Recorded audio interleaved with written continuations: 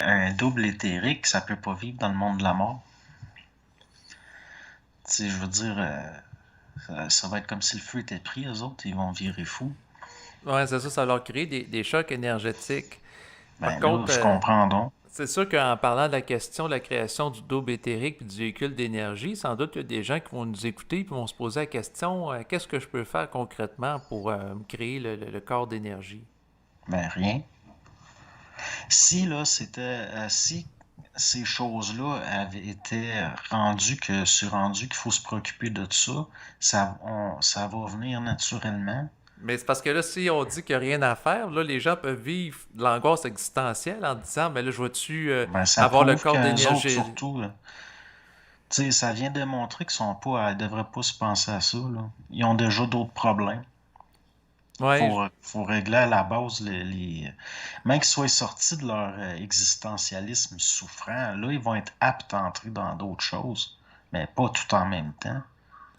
Ça donne rien de vouloir se créer un corps d'énergie dans l'éther pendant qu'on angoisse pour des questions subjectives planétaires. On va se créer un corps pollué.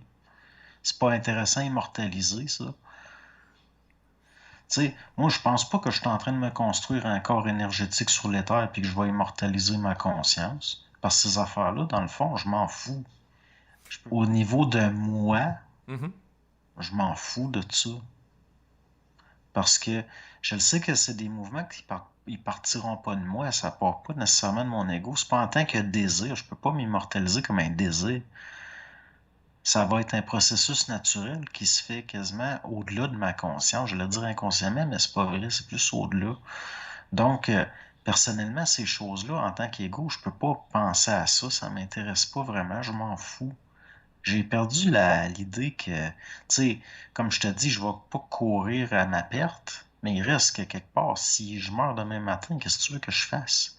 C'est pas des choses que je vais pas m'empêcher de vivre maintenant en pensant à ça. C'est la même chose pour le contraire. Je vais pas me mettre à penser à mon immortalisation pendant. Mais sinon, la personne qui peut penser que si elle a un rapport de force avec le double, elle va le forcer à fusionner avec elle.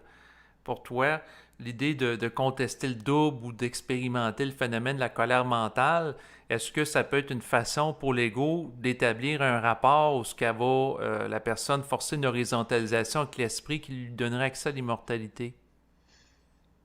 Ben oui, mais ça va être une illusion pareil.